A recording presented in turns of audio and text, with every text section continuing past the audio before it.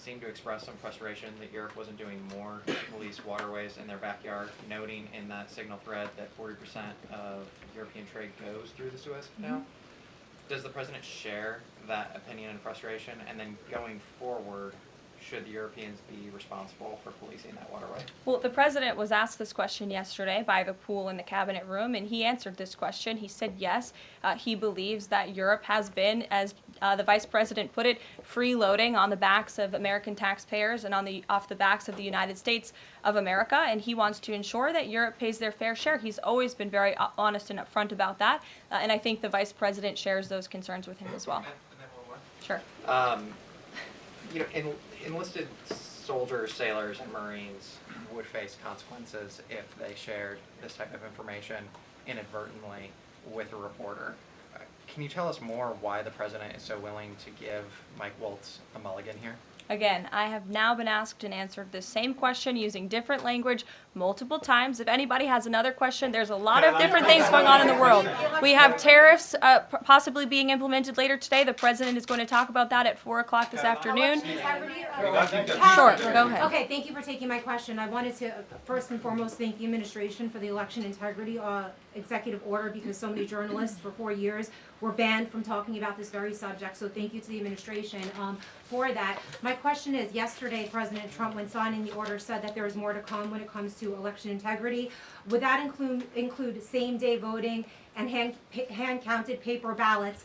And why are Democrats so against election integrity measures like obviously proof of citizenship when it comes to voting in a United States election? Well, it's a very good question. You'll have to ask the Democrats why they're against so many common sense things, not just mandating voter ID. Why are they against men and women's sports? Why are they against deporting foreign terrorists from American soil who have been designated a foreign terrorist organization? I'm referring to Tren de Aragua. As for the election integrity executive order that the president signed yesterday, this is in an effort to restore trust in American elections. There were more than 10 steps taken, 10 executive actions taken throughout this one order. It directs the department, or the attorney general rather, in Homeland Security to prevent non-citizens from any involvement in administering elections. There's also another host of actions. We can provide the fact sheet for you, but it's a very strong election integrity executive order, and the president would also like to see Congress do something about this very important issue. Sure, go ahead. Karoline, the Republicans and Democrats alike have been expressing some concern about the frequency with which senior Trump officials have been using the Signal app. Has there been discussion, or will there be a review about how often they use Signal, and if you could explain to us how they might be considering other applications to get away from something like this happening again? Sure. Well, again, first of all, Signal has been an approved app for government use. It's an encrypted app, and as I said, it's the most safe and efficient way of communicating, especially when people can't be in a skiff or inside a room physically together. I think, as the president said yesterday, he wishes that everybody could be in the room, and it's our goal to ensure that everybody can be. But again, no classified information was discussed in this chat, and any time classified information is discussed amongst high-level officials across this administration, secure lines of communication are used, including, by the way, our special envoy, Steve Witkoff, who I understand the Wall Street Journal erroneously reported that he was on this Signal chat on a personal device while in Moscow. That is absolutely false.